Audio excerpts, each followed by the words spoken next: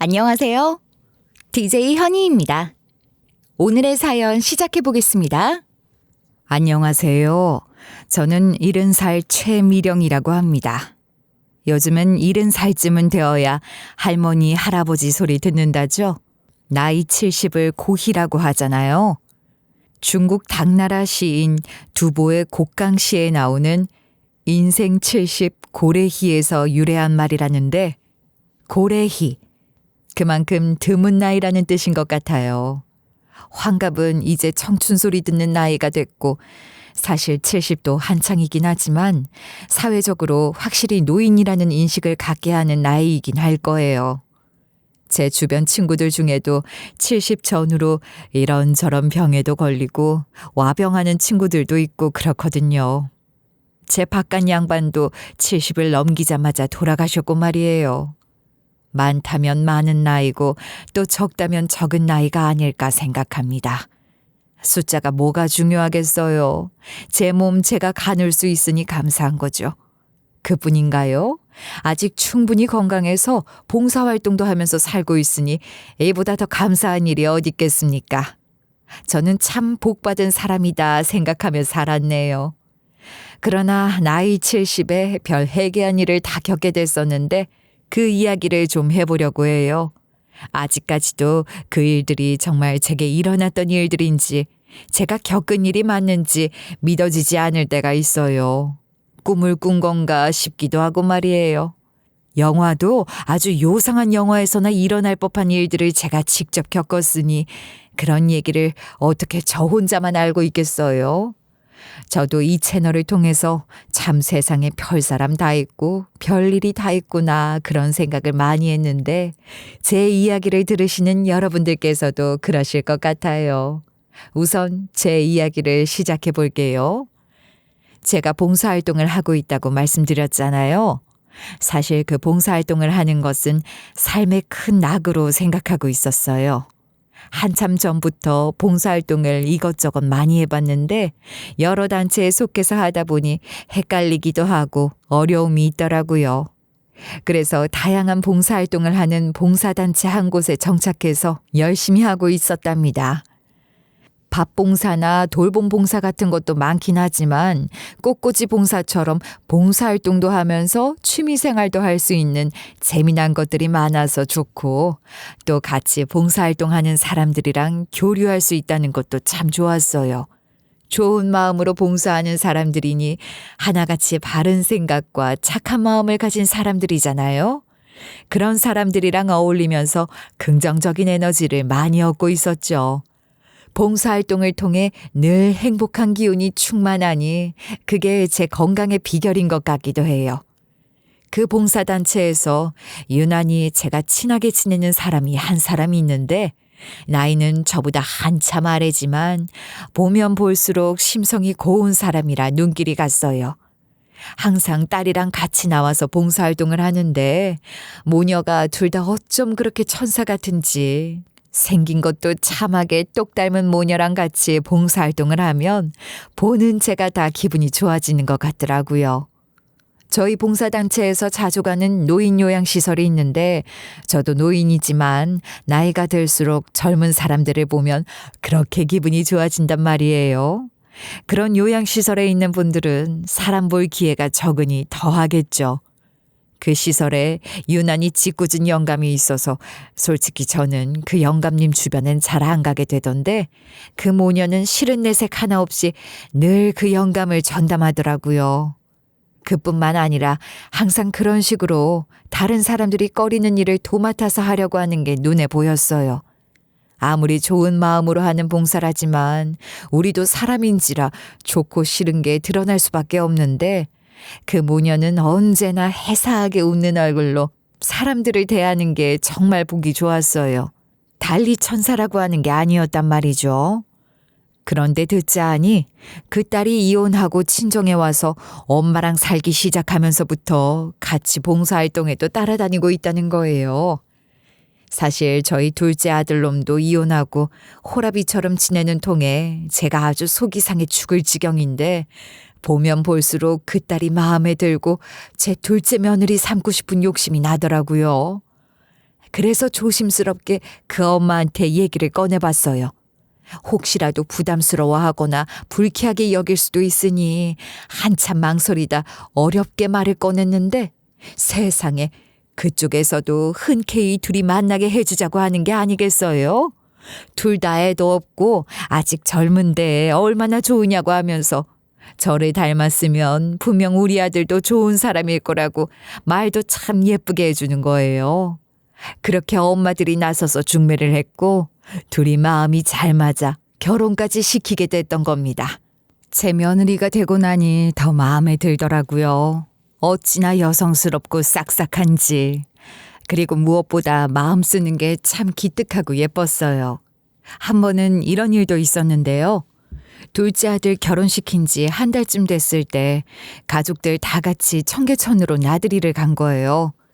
날씨도 좋고 기분이 최고였죠. 한껏 흥이 올라 둘째 며느리에게 제가 하고 있던 목걸이 자랑을 했어요.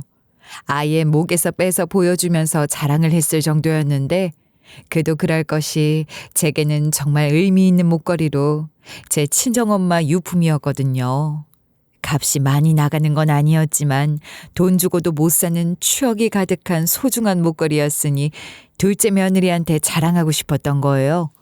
그런데 첫째네 손주 녀석이 다리 위에서 지 동생이랑 장난을 치다가 저랑 부딪히는 바람에 손에 들고 있던 그 목걸이를 놓쳐버렸고 날아간 목걸이는 야속하게도 청계천에 퐁당 빠져버린 거예요.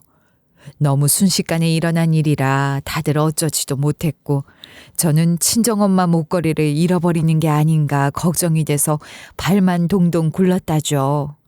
자식들은 손주를 야단쳤지만 물에 빠진 목걸이를 찾기는 어려울 것 같다고 특히 첫째 아들이 지 아들 때문에 그렇게 된 거니 미안하다 죄송하다 하더라고요. 솔직히 다 제대로 안 들렸고 여차하면 제가 다리 걷어붙이고 물속에 들어가서 찾을 기세로 나섰답니다. 그러니 애들이 기겁을 하는 거죠. 아이고 엄마도 참 무슨 엄마가 저 물에 들어가서 어떻게 찾는다고 그러세요? 제정신이세요? 그거 뭐 비싼 것도 아닌데 뭐 대단한 걸 찾겠다고 저 물에 들어간다는 소리를 하시는 거예요. 제가 죄송하다고 말씀드리잖아요. 목걸이 하나 사드릴 테니까 그만하세요. 엄마 외할머니 유품이라 속상하시겠지만 값 나가는 게 아니니까 그나마 다행이라고 생각하세요. 네? 엄마가 물에 들어간다고 한들 그걸 찾을 수가 있겠어요? 그래요 어머님. 괜히 여러 사람 고생시키지 마시고 목걸이는 잊어버리시는 게 좋을 것 같아요. 물에 빠진 걸 어떻게 찾겠어요? 포기하시는 게 좋을 것 같아요. 그러면서 득달같이 말리더라고요.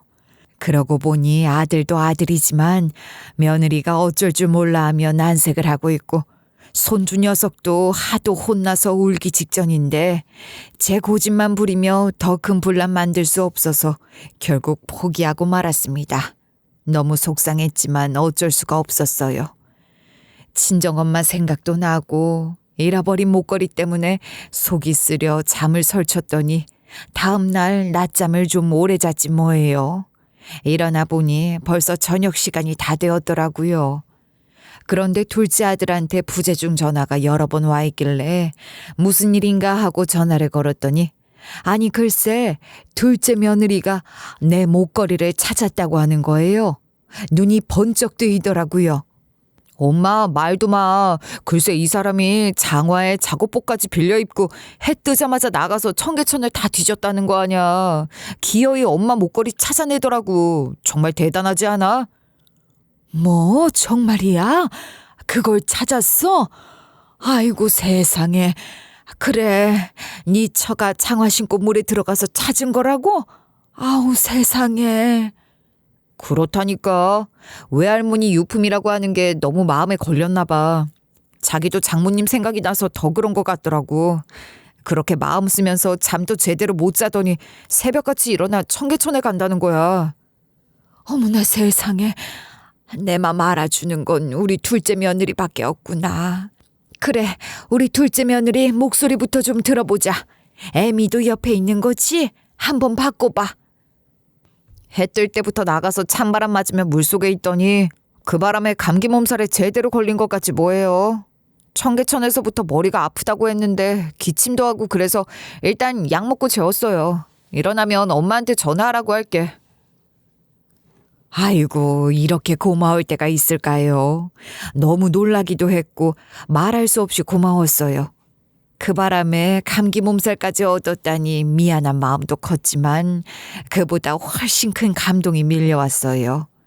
제가 정말 며느리를 잘 들였다 싶었고 걱정했던 둘째 아들도 저렇게 착한 아내 만나서 남은 평생 행복하게 잘 살겠다 싶으니 마음이 얼마나 좋았는지 몰라요. 자연히 둘째 며느리에게 마음이 더 많이 가게 된 것도 사실이고 말이에요. 그렇게 점점 둘째 며느리 바보가 되어가고 있었던 모양입니다. 며느리가 이렇게 잘하는데 어떻게 예뻐하지 않을 수 있겠어요? 그렇죠?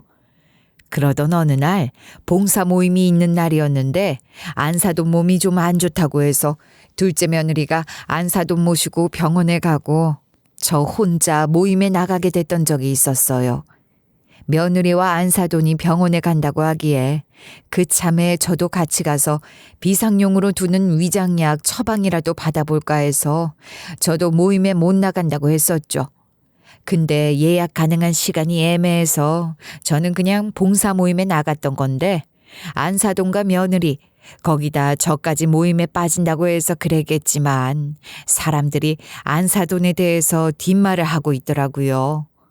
저희 봉사단체에서 사무실처럼 쓰고 있는 공간이 있는데 임의로 가벽으로 공간을 나눠 놓아서 말이 방이지 밖에서 말소리도 다 들리고 그렇거든요. 사람들이 모여있는 방 앞에 가니 안에서 하는 얘기가 또렷하게 다 들리던데 안사돈은 물론이고 며느리와 나까지 빠진다고 했으니 마음 놓고 크게 떠들어서 더 그랬을 거예요. 하여간 안사돈 이름이 오르락내리락 하길래 멈칫하면서 저도 모르게 엿듣게 됐지 뭐예요. 그러니까 완전 두 얼굴인 거잖아. 그렇게 조신해 보이더니 세상에 술집 출신이라는 소문이 있더라고.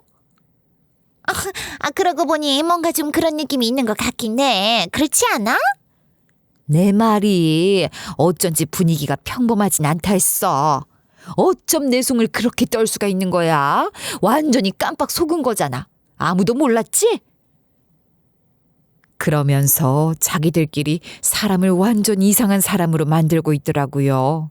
게다가 안사돈 욕은 며느리 욕으로까지 번지는 거예요. 생각해보라고. 그런 엄마 밑에서 그 딸인들 제대로 컸겠어? 엄마가 맨날 남자들이랑 술 마시는 게 직업 아니야. 뭘 보고 자랐겠어? 뭐 배운 게 있었겠냐고. 애당초 한 번 갔다 왔다더니 바로 재혼하는 것 좀 봐. 그 딸도 남자 다루는 기술이 남다를 거야. 얼마나 잘 놀았겠어? 지 엄마한테 그런 것도 배우나? 더 이상 들어줄 수 없는 말들로 남의 집 며느리를 헐뜯고 있는데 그러면서 자기들끼리 낄낄거리며 비웃기까지 하는 모습에 정말 참을 수가 없었습니다. 그래서 문을 박차고 들어가서 막 소리를 질렀죠. 세상에 어떻게 병원 간다고 자리 비운 사람을 이런 식으로 헐뜯고 있는 거야? 사람들이 어쩜 이래? 정말 너무한 거 아니야? 우리 안사돈이 술집에서 일했다는 증거 있어? 아니면 뭐 요즘도 어디 술집 하는 거 본 사람이라도 있냔 말이야. 어머, 병원 같이 가신다더니 어떻게 나오셨네요. 하필 이런 얘기를 하는 걸 들으셔가지고. 아니 근데 저희도 그런 소문을 들었으니까 그런 거지. 괜히 그랬겠어요? 그러니까 소문이잖아. 확실하지도 않은 얘기로 멀쩡한 사람 모함하지 말란 말이야. 그리고 내 며느리 놓고 그런 식으로 말하지 마. 나 진짜 너무 불쾌해. 남의 집 귀한 며느리 그런 식으로 말하는 당신들 교양머리가 어떻게 된 건가 싶다고. 내가 알던 사람들 맞아? 사람들이 정말 어떻게 이래? 누구더러 두 얼굴이래? 이러는 당신들이야말로 두 얼굴인 거 아니야? 네네 어르신, 저희가 실수했어요. 아무리 없는 사람 이야기라도 저희가 조심했어야 했는데 죄송해요. 어르신 며느리이기도 한데 저희가 경솔했네요. 잘못했습니다. 그러니까 노여움 푸세요. 네? 좋은 일 하러 나오셨는데 이렇게 화만 내고 가시면 안 되잖아요.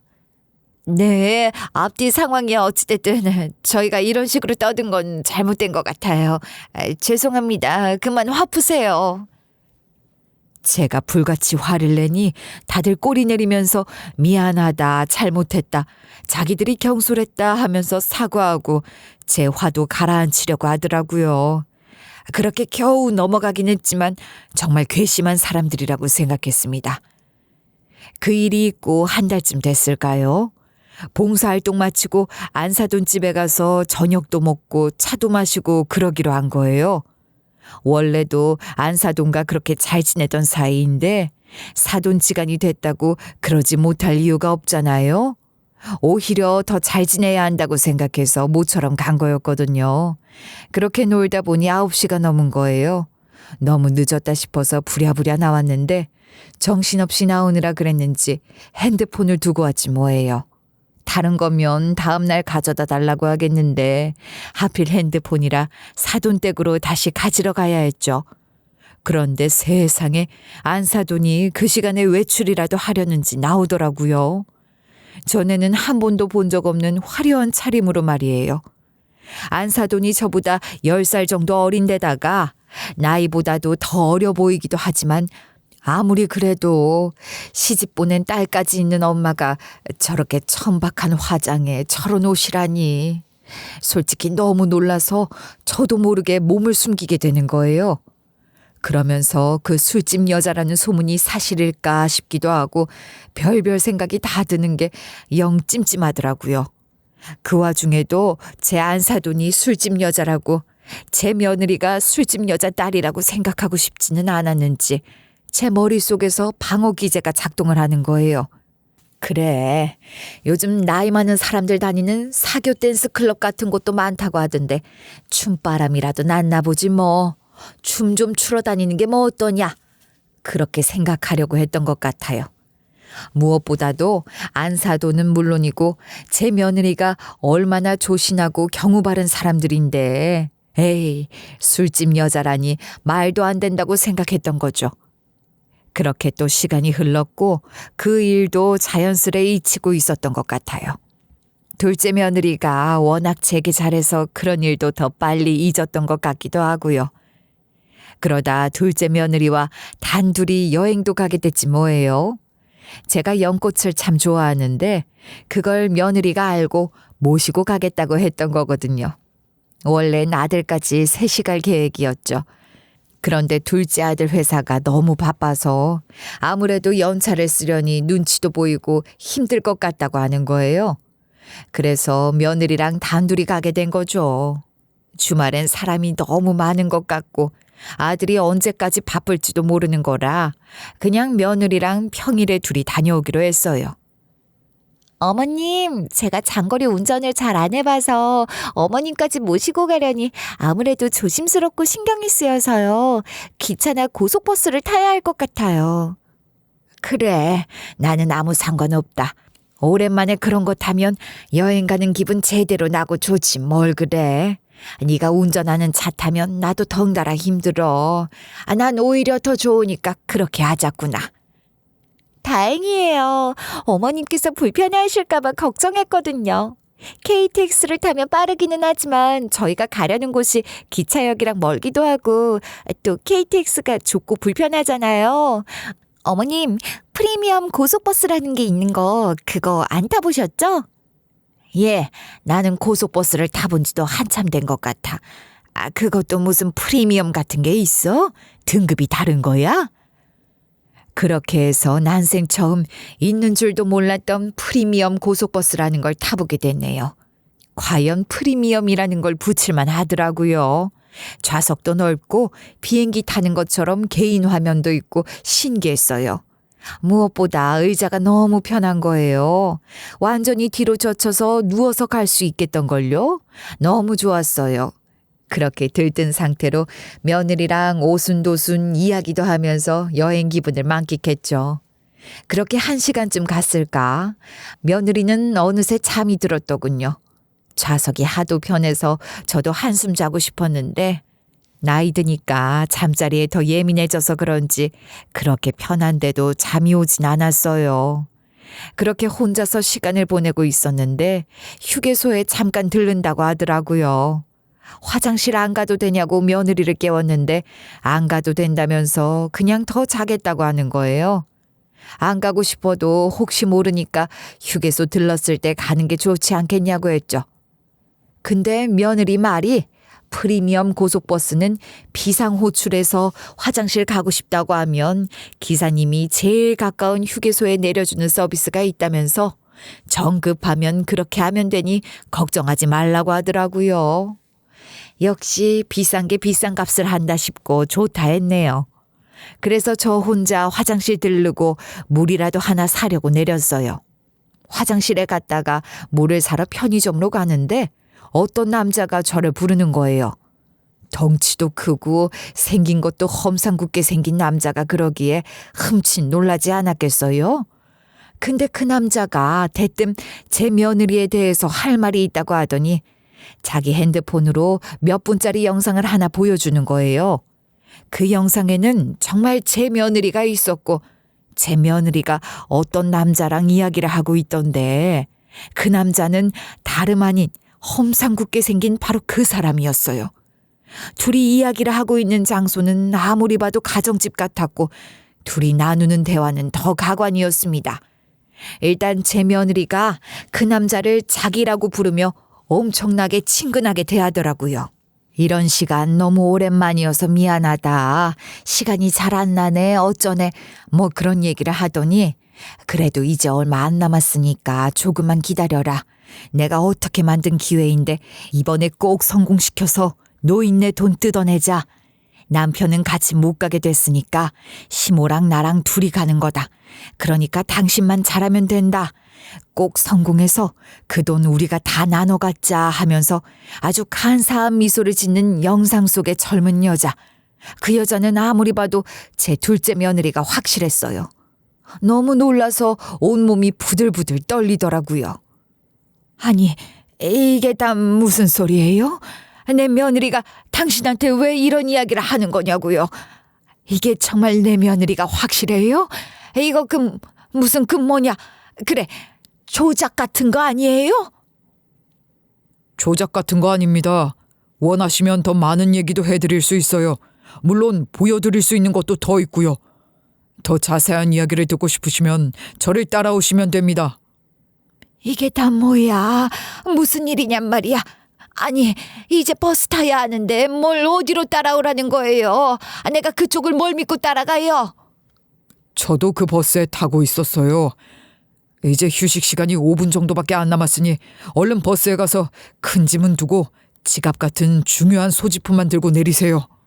그 남자는 제 며느리와 함께 계획을 세우고 그것을 실행에 옮기기 위해 저희와 같은 버스를 타고 있었다고 하더군요. 버스 기사가 말한 휴게소 휴식 시간도 정확하게 알고 있는 걸 보면 거짓말은 아닌 것 같았죠. 버스에 가셔서 며느리가 자고 있으면 버스 기사한테 여기서 내린다고 조용히 말하고 오면 되고 혹시 며느리가 깼으면 간식 같은 거 사온다고 둘러대고 나오세요. 일단 그 버스에서 내리셔야 합니다. 솔직히 고민이 됐죠. 알지도 못하는 오늘 처음 본 게다가 생긴 것도 험상궂은 이 남자를 뭘 믿고 고속도로 한가운데에서 덜컥 버스를 내리냔 말이에요. 그런데 아무래도 그 남자가 보여준 영상이 가짜 같지 않아서 사실을 제대로 알아야겠다는 생각이 들었고 어차피 규모가 큰 휴게소고 사람이 이렇게 많은데 설마 이런 곳에서 저를 해코지하진 않겠지 싶더라고요.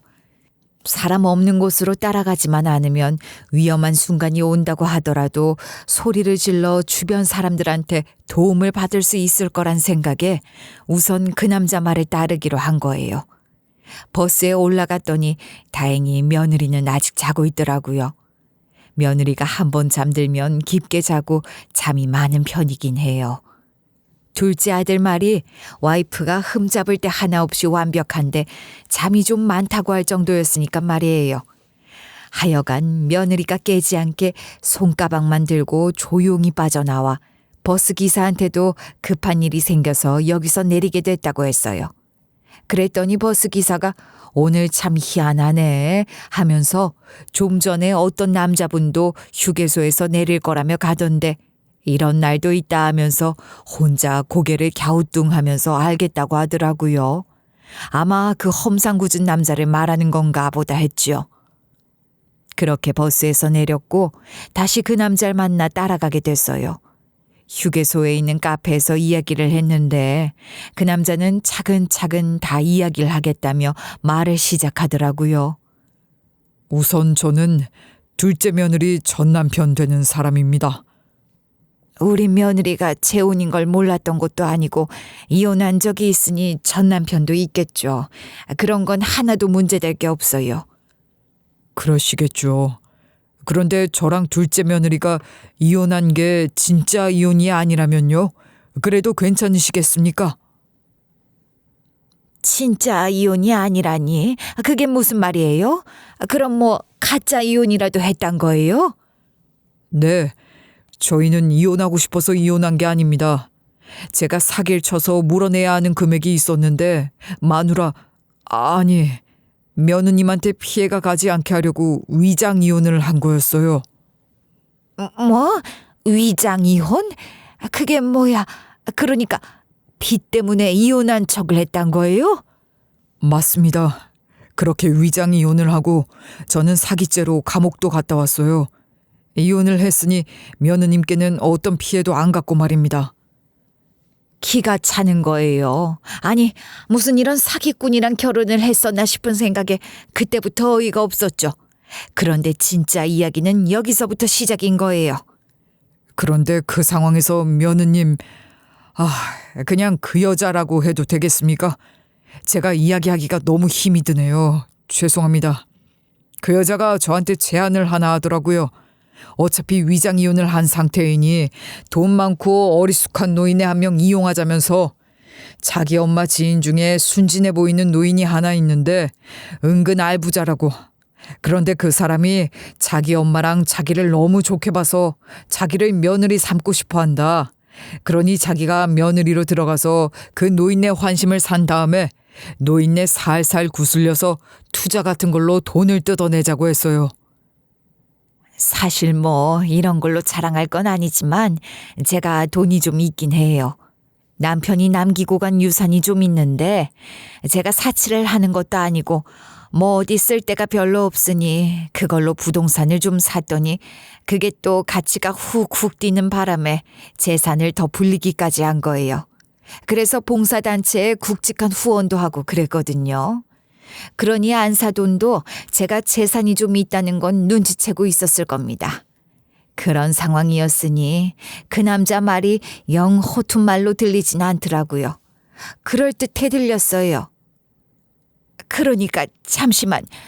그러니까 내 며느리가 내 안사돈이 그것들이 내 재산을 노리고 내 집에 들어왔단 거예요? 내 돈 뜯어갈 작정으로 내 며느리가 됐다고? 무슨 이런 기가 차는 소리가 다 있어? 아니 무슨... 제가 어이없어 하는 중에도 그 남자는 이야기를 계속 이어갔어요. 믿기 힘드시겠지만 다 사실입니다. 제 말씀을 더 들어보시면 아시게 될 거예요. 그 여자는 그렇게 저랑 위장 이혼을 한 상태에서 위장 결혼을 했던 겁니다. 그런데 조금 있어 보더니 그러는 거예요. 노인네가 죄송합니다. 그러니까 자기 시어머니가 유순해 보여서 돈 뜯어내기가 쉬울 줄 알았는데 막상 결혼해서 겪어보니까 은근히 돈 문제에 있어선 칼 같다고 하더라고요. 첫째 아들이 은행원이라 무슨 상품 좀 들어달라, 펀드도 좀 들어달라 영업을 하는데도 절대 안 넘어가고 자기가 손해볼 것 같거나 위험 부담이 높은 건 절대 안 한다는 거예요. 특히 투자 같은 건 얄짤없다고 하더라고요. 그 말도 사실이었어요. 제가 그런 문제에는 좀 그런 편이에요. 한 번은 제가 휴대폰을 바꾼다고 해서 둘째 며느리랑 같이 휴대폰 매장에 간 적이 있었거든요. 거기 직원들이 일부러 비싼 기종 구매를 유도하는데도 매장 직원 영업에 휘말리지 않고 오히려 지금 내가 뭘 잘 모르는 것 같으니까 덤탱이 씌우려고 하는 거 아니냐며 팩폭을 날려 매장 직원을 당황하게 하는 걸 며느리가 본 적도 있어요. 그러니 그 남자가 하는 말들이 점점 사실인 것 같더라고요. 그 여자 말이 보통이 아닌 노인네라고 하면서 아무래도 투자 같은 걸로 돈을 뜯어내기는 어려울 것 같으니 다른 방법을 생각해 보자고 했어요. 그러니까 둘이 짜고서 내 돈을 억지로 갈취하려고 했다는 거예요? 아니, 뭘 어떻게 그게 가능하단 거야? 어르신, 그렇게 할 수 있는 방법이야 얼마든지 있습니다. 밤중에 강제로 어디로 끌고 가서 가둬놓고 돈을 보내지 않으면 가만두지 않겠다고 으름장을 놓고 돈은 대포 통장으로 입금하라고 하면 된다고요. 의외로 그렇게 어려운 일이 아닙니다. 애초에 이 여행도 그렇게 어르신 돈을 뺏을 생각으로 계획된 거였으니까요. 그래, 일단 알겠어요. 그 말이 다 맞다고, 그게 다 사실이라고 칩시다. 그렇다고 해도 이상하잖아. 아니, 그렇게 둘이서 짝짝꿍이 돼서 내 돈 뺏어가려고 했으면서 왜 지금 이런 얘기를 나한테 다 하는 거죠? 그건 아니, 그 여자가 제 뒤통수를 때리고 배신했다는 걸 알았기 때문이에요. 그 여자는 어르신 아들이랑 결혼하면서 어르신 아들이 남자 구실도 못하는 불구인데 그렇다고 평생 외롭게 호라비로 살게 할 수가 없어서 노인네 욕심에 며느리를 드리려고 하는 거라고 했어요. 뭐? 아니, 저런 나쁜 년이. 아니, 멀쩡한 내 아들을 두고 뭐가 어쩌고 어째? 남자 구실도 못하는 불구? 이 사기꾼 같은 년이. 그러면서 자기는 결혼을 하게 되더라도 그 남자랑 아무 일도 없을 거라고 했어요. 위장 이혼한 것처럼 위장 결혼하는 거니까 걱정하지 말라면서 저를 설득했거든요. 잠시만, 그러니까 그쪽이 내 며느리 그년 전 남편이자 공범자인데 둘이 짜고서 내 돈을 갈취하려 하다가 그년이 뒤통수 친 걸 알고 지금 이렇게 나한테 다 말하는 거다 이거잖아요. 그년이 뒤통수 친 건 어떻게 알았던 거죠? 그 여자가 임신이 안 되게 하는 약을 갖고 있는 걸 봤어요. 남자 구실도 못하는 남편이라 아무 일도 없을 거라더니 임신 안 되게 하는 약을 왜 갖고 있겠습니까? 아무 일도 없는데 피임을 하려고 할 리가 없는 거잖아요. 그래서 그 여자가 거짓말을 하고 있을 수도 있다고 생각하고 미행을 했어요.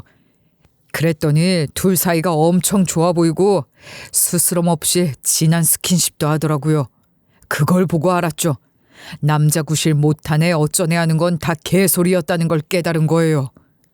개소리고 말고 내 아들은 너무 멀쩡해.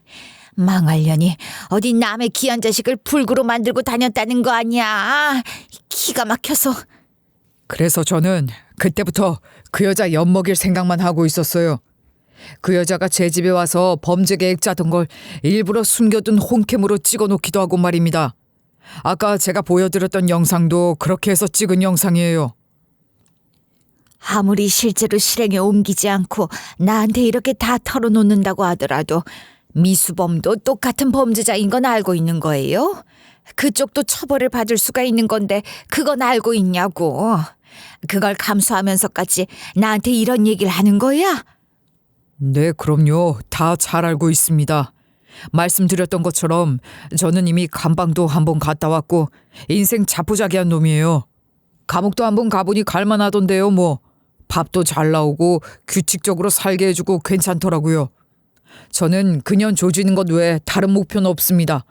제가 비록 사기치고 사람 등쳐먹고 했던 놈이지만 그래도 그 여자에 대한 순정만큼은 진실된 놈이었단 말입니다. 그런 걸 다 알고 있는 그년이 제 뒤통수를 이렇게 친 거예요. 어떻게 참겠습니까? 분개하는 그 남자의 말이 거짓말 같진 않았고 또 분명한 증거들이 있으니 저는 그 남자에게 알았다고 말하고 그 자료들을 바탕으로 며느리년을 고소하겠다고 했어요.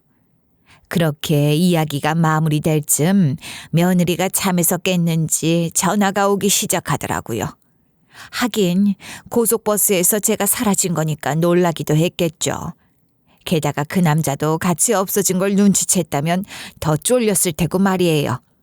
그년 전화 따위 받을 이유가 없으니 그대로 무시하고 둘째 아들한테 바로 전화를 걸어 제가 알게 된 모든 사실을 말했습니다. 그랬더니 둘째 아들이 거기 가만히 계시라고 그 휴게소로 저를 데리러 오겠다고 하더라고요. 아들은 한 걸음에 달려왔고 그 남자가 갖고 있는 영상을 비롯한 것들을 아들 눈으로 직접 확인했어요. 분노에 가득 찬 아들을 보니 애미인 제 마음이 더 찢어지는 거예요. 당장 그년부터 잡아들여야 해. 인연 이거 당장 잡아들여야 한다고. 내가 가만두지 않을 거야. 사기꾼 같은 년. 어이구 무서운 년. 엄마 마음도 알고 나도 그러고 싶지만 일단 집으로 가서 기다리는 게 좋을 것 같아. 그러다 그년이 눈치채고 도망이라도 가면 어쩌려고 그래. 쟤까지 가면 어딜 가겠어. 아직 뭐 확실한 게 없으니 일단 집으로 오긴 할 거야. 또 진짜 그년이 어디로 튀기라도 하면 요즘 CCTV가 얼마나 잘 돼 있는데 그래. 금방 잡을 수 있으니까 걱정하지 마, 엄마. 듣고 보니 아들 말도 일리가 있다 싶어서 일단 집으로 돌아왔어요. 아니나 다를까 그년이 결국 집으로 오긴 왔더라고요. 이게 보통 일이 아니니 첫째 아들, 며느리도 모두 둘째네 집에 모여서 그년을 기다리고 있었죠. 그년이 들어오기가 무섭게 온 식구가 달려들어 그년을 비난하고 욕하기 바빴지 않겠어요? 둘째 아들은 그년을 보자마자 뺨부터 한 대 후려치더라고요. 더러운 사기꾼년. 뻔뻔하게 꾸역꾸역. 그래도 집이라고 기어들어오긴 하는 거냐? 넌 이제 끝이야, 이년아. 내가 그렇게 만만한 노인네로 보였다 이거지? 감히 내 돈 갈취할 생각으로 내 집에 며느리로 들어와? 그렇게 당할 호구가 아닌 것 같으니 나를 해하려고 할 생각까지 하다니. 니년 제대로 콩밥 먹게 해줄 테니 각오해라 이년. 엄마, 저런 여자랑 말 섞을 것도 없어. 괜히 엄마 입만 더러워져. 됐어, 상종도 하지 마. 법적으로 다 처리하면 되니까 엄마는 그냥 구경만 하세요. 넌 뭐하니? 저거 어서 끌어내지 않고. 세상에. 그렇게 착한 척을 하더니 결국 사기꾼이었던 거야? 진짜 어이없다. 어머님은 그것도 모르고 둘째 며느리는 세상에 없는 착한 며느리라고 생각하시고 얼마나 잘해주셨는데. 세상에 진짜 무서운 사람이네. 정말 소름 끼쳐. 저 표정 좀 봐. 그런 게 아니에요. 여보, 그게 아니야. 어머님, 정말 전 억울해요. 다 그 남자가 꾸민 짓이고 저는 억울하게 이용당하고 있었던 거라고요. 그 사람이 저는 물론이고 저희 엄마까지 가만두지 않겠다고 하는 바람에 어쩔 수 없이 끌려다니고 있었던 거예요. 어머님도 그 사람 보셨으니까 아시잖아요. 그 사람 전과까지 있다고요. 전 정말 너무 무서웠어요. 인연 이거 연극 가는 것 좀 보게. 네가 눈물바람 버리면 내가 또 깜빡 넘어갈 줄 알았냐?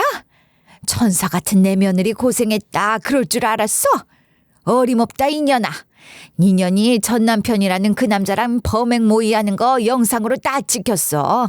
내 눈으로 직접 봤고 니년이 다 주도해서 그 남자한테 말하던데 무슨 개소리야. 네가 뭐라고 해도 안 믿어. 말 같지도 않은 소리 하지도 마라. 너 같은 년은 제대로 벌받게 해줘야 해. 이혼은 당연한 거고 네가 저지른 범죄 행위에 대해서도 고소할 거니까 죗값 치를 준비나 해. 당장 내 집에서 나가. 둘째 아들이 그렇게 소리치며 쫓아내려고 했어요. 지가 그 남자 집에서 범행 모의하는 것까지 우리가 다 봤다고 하니 더 이상 할 말이 없는지 그년도 순순히 물러나더라고요. 보나마나 지 친정엄마한테 가서 어떻게 하면 좋겠냐고 둘이 작전 짜겠죠. 그러거나 말거나 저는 그 두 모녀 모두를 고소할 작정이었어요. 그 남자가 며느리는 물론이고 그년 친정엄마도 믿지 말라고. 그년 엄마도 처음부터 다 알고 있었고 둘은 완벽한 한패라며 둘이 같이 자기를 설득했다고 했거든요. 그러니 며느리년과 안사돈년 둘 다 고소를 한 거예요. 그렇게 조사가 시작됐습니다. 그러니 안사돈년도 저를 찾아와 울고불고 매달리며 잘못했다고 빌더라고요. 사돈 어르신 살려주세요. 제가 살기가 팍팍해서 너무 힘들어서 그런 짓을 저질렀어요. 죽을 죄를 지었습니다. 평생 반성하며 살 테니 한 번만 봐주세요. 어이없는 소리 하고 있네. 자네가 생각해도 스스로 말이 안 된다는 거 알고 있지? 니들이 저지른 죄가 대체 몇 개인지나 아나? 거짓말로 내 집에 며느리로 들어오고 이런 건 다 제쳐두고서라도 전 남편이란 놈이랑 공모해서 내 돈 칼취할 계획을 세운 거 아니냐고. 아닙니다. 아니에요. 처음부터 계획하고 그런 게 아니에요. 어르신, 그놈이 사기 전과까지 있는 놈인데 어떻게 그런 놈 말을 믿으시고 저희 모녀 말은 하나도 안 믿어주시는 거예요. 저희는 정말 그놈이 무서워서 어쩔 수 없이 저지른 일들입니다. 나는 사기꾼 놈 말을 믿는 게 아니야. 내 눈으로 직접 본 걸 믿는 거지. 네 딸년이 그 사기꾼 놈한테 나를 어떻게 하자고 아주 소상하게 계획 짜서 알려주던데, 그 사기꾼 놈보다 네 딸년이 몇 배는 더 악랄한 사기꾼으로 보이더라. 무슨 개소리야? 그러니까 애초에 그렇게 되기까지 그놈이 저희 모녀한테 얼마나 겁을 줬는지 몰라요. 그놈이 저를 어떻게 하겠다고 막 그러니까 걔가 겁을 잔뜩 먹고서는 어떻게든 해서 저 살리려고 그런 거예요. 그놈이 돈밖에 모르는 놈이니까 돈을 어떻게 해보려고 했던 거라고요. 그걸 나쁘다고 할 수 있나요? 애미 살리려고 한 짓입니다. 어르신, 제발 도와주세요. 그 젊은 것이 그 꽃다운 나이에 감방 들어가는 꼴을 제가 어떻게 봅니까? 나이가 뭐가 중요해? 그럼 나이 70 먹은 나 같은 늙은이는 그런 꼴을 당해도 괜찮다는 거야 뭐야? 듣고 보니 어이없네. 니들이 처음부터 내가 나이 많은 노인네라고 얕잡아보고 맘만 먹으면 내 돈 어떻게 쉽게 그렇게 할 수 있을 줄 알았겠지만 나 그렇게 호락호락한 노인네 아니야. 네가 지금 이렇게 나한테 와서 울고불고 해봤자 그런 거에 넘어갈 사람이 아니라고. 알아들어? 그럼요. 어르신이 얼마나 대단하신 분인지 제가 잘 알죠. 그래서 어르신께서 딸아이 며느리 삼고 싶다고 하셨을 때 진짜 정말 너무 좋았어요. 그렇게 잘 살 일만 남았다고 생각했는데 그놈이 나타난 거예요. 그런 놈을 힘없는 저희 모녀가 어떻게 당하겠어요. 그래. 말 한 번 잘했네.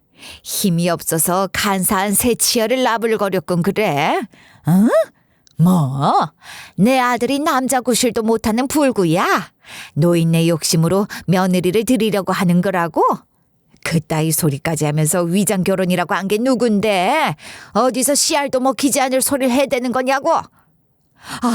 네. 그러니까 그건 말이에요, 어르신. 그게 그 인간이 이혼을 하고 나서도 딸아이에 대한 집착이 너무 컸어요. 감옥에서 나오더니 더했죠. 밤낮 없이 딸아이를 따라다니면서 해코지라고 하거나 아니면 어르신한테 쓸데없는 소리를 하는 거 아닐까 싶어서 겁이 났어요.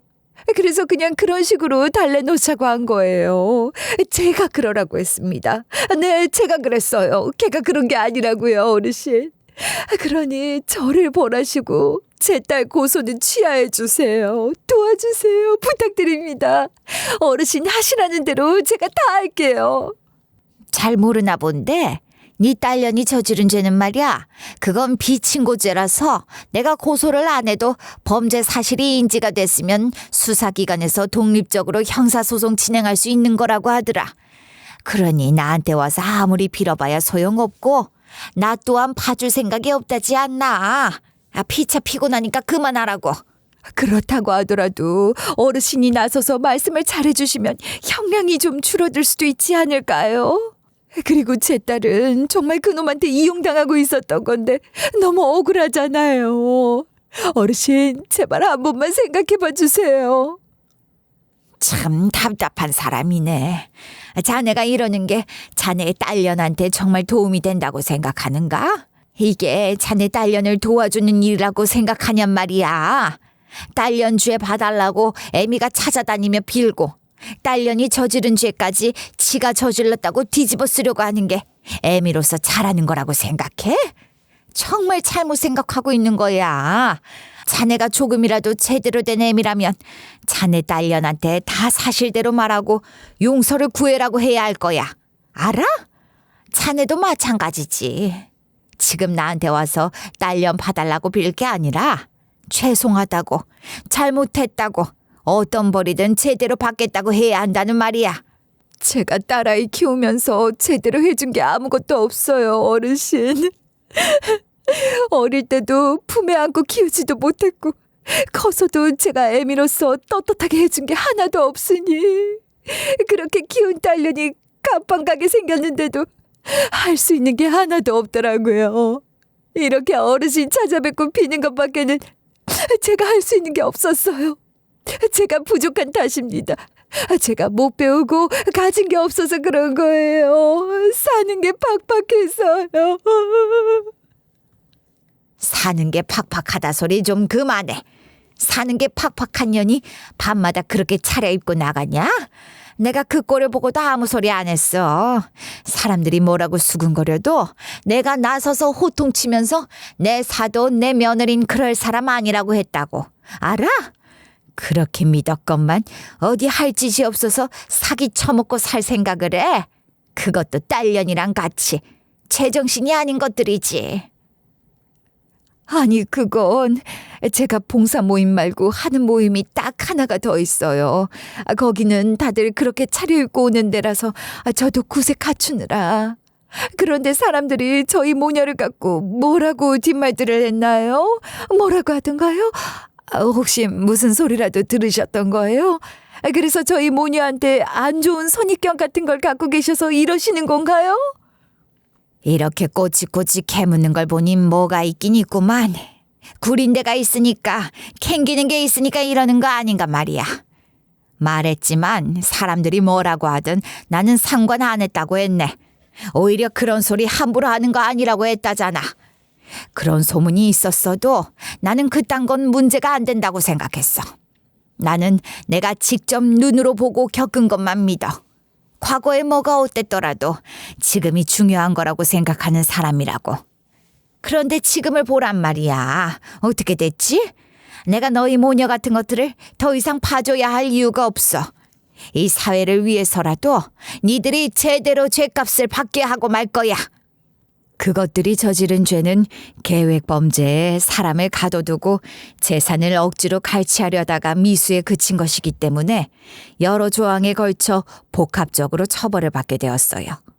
미수에 그쳤지만 이는 공범의 자수로 밝혀진 것이고 그렇지 않았다면 실제로 일어났을 범행인 것이니 미수라고 하더라도 그 죄가 가볍지 않고 게다가 며느리가 시모인 저를 상대로 철저히 계획해서 벌인 범죄 행위라는 것도 죄를 가중시키는 요인이 됐습니다.